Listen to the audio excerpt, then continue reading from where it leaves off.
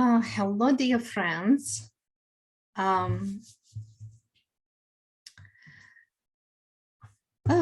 me check something. Yes. So, thank you for joining me today. I'm kind of slightly nervous, jittery. I finished a new book and I decided to read you one chapter of this book. This book has very difficult history, I would say. I started writing this book as the manual for my students. The instructions how to help clients to deal with toxic emotions. And I finished it just before COVID. And for some reason, I couldn't make myself to find a publisher and publish the book. Something or other, I cannot even explain it. And at the beginning of last year, I suddenly realized that I do not want to write the manual for my students. They have their manuals. I want to write a self-help book. And this is how to Train Optimistic Mind book was born. I was rewriting the book day and night, and it was a lot of fun. And last year, I found the publisher, and we already did all the editing, all the reviews, and I approved the last proofreading. And it is terrifying. It is terrifying every time I do this. So I was trying to figure out which chapter from this book I'm going to read to you. And I decided to read on the chapter on fear. So the whole book, the structure of this book, this is the book that helps anyone to understand what is emotion, how we process emotions, how we deal with emotions, how emotions become blocked emotions, and how it creates a havoc in our entire life. It is the book about the understanding how unprocessed emotions create pessimistic mind, and how we're all entitled to have optimistic mind. Optimistic mind can find solution to any problem. Optimistic mind is the hero. Pessimistic mind always finds the cause why something didn't work out. And it is pessimistic. It always hopeless. It always tries to find the cause outside of themselves, always blames others, always angry, upset. We all want, and we're entitled to have optimistic mind. You were born with optimistic mind. And this book helps you to find the way how to bring this optimistic mind back to the surface. So when you have pessimistic mind, or you realize that you have pessimistic mind, it's not because you're a bad person, not because you're a weak person. It's because you're wounded. And this book helps you to find the way how to heal these wounds. Okay? Everyone is ready? And let me find the window where my book is open. Here we are. And I'm going to read you a short chapter on fear. And after that, we're going to meditate with fear.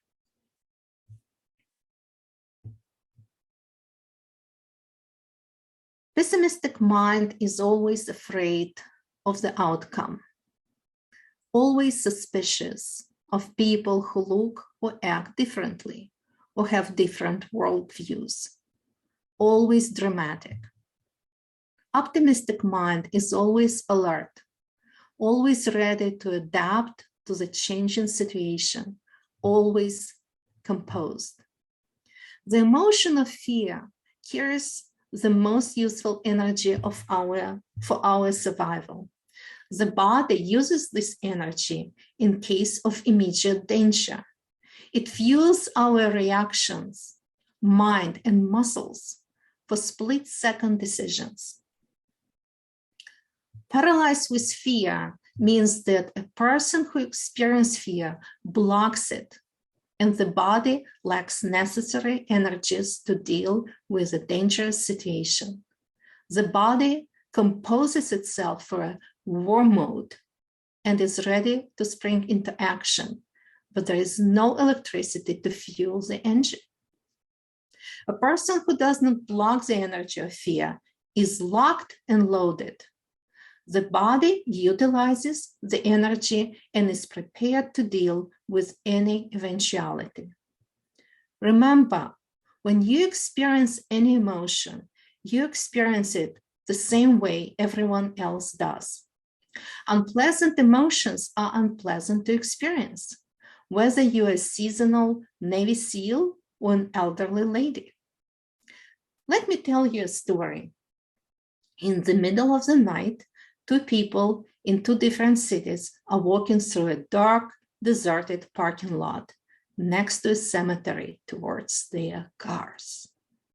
One is Jack, an experienced special force major who just returned from one of his black ops.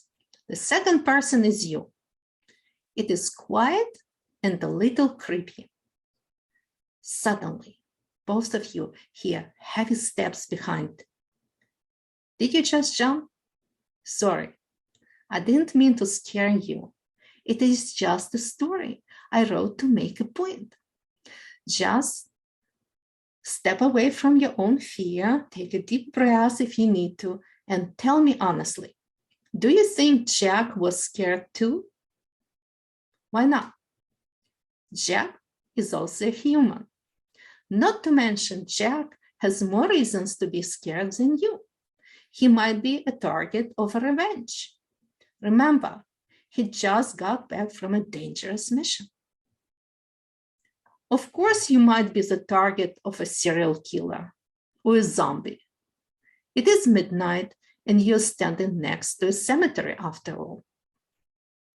Let's agree that both of you have a healthy dose of fear of the unknown and ungodly amount of adrenaline are pumping through your veins. Jack, a well-trained soldier, knows how to use his fear. He takes a deep, quiet breath, embraces his fears, and turns around to face his opponent. His body is pumped up with the energy of fear and adrenaline and is ready to react to whatever comes his way.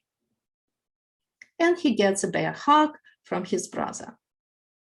Jack returns the hug and swears a lot to discharge the extra energy of fear and adrenaline. All is well. I am sorry if you're disappointed, but this is a self-help book, not a Tom Clancy novel. There is no fights to the last breath in my book. But what about you? How is your zombie attack progressing? Well, maybe not a zombie, just a serial killer. You don't know yet. You have two choices. You can accept your fear and use its energy to turn around and face this terrible person only to discover an elderly lost gentleman in white socks but no shoes. He does not remember his name and is very scared. Time to call the police and report that you just found a lost Alzheimer patient. Good job. But you also had a second choice. Be paralyzed with fear by blocking it. The lost gentleman's appearance in your peripheral vision might have caused you a heart attack, as he looks properly disheveled and suspicious. You see, Fear does not make you a coward. It is your choice. And it is your choice who is now, and if this is your choice, who is now at the steering wheel? Yes, you. Each of my chapters, I decided to explain a little bit, also contains the plan for the week. So let me read you the plan for the week. And get your paper calendar and block 10-20 minutes for daily meditation in the morning for the next 7 days. Block 10 minutes in the evening for a contemplation session. Download free Toxic Emotion Fear Meditation. Day 1-3, use your downloaded guided meditation to learn how to accept and use fear, 5-10 minutes. Day 4-7, meditate with fear on your own without listening to the guided meditation, 10-20 minutes. Use your evening contemplation time to pay attention to how your reaction changes to scary situations. If you experience a scary situation during the day, do a short 1-minute meditation with it. Acknowledge your reaction again and see if it changes. Write about the situation in your planner and rate your emotion from 0 to 10, where 0 means you face an army of invading ugly aliens with cool determination because you know that the main character never dies in an American movie.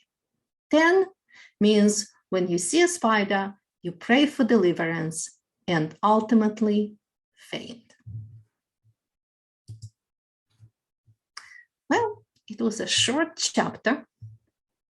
The book designed as a 15 weeks kind of plan. Each chapter is just for 1 week. And each reader of this book, How to Train Optimistic Mind, will have access to free meditations to download and work with them. And I hope by the end of the book, you will feel much, much better. Thank you for listening.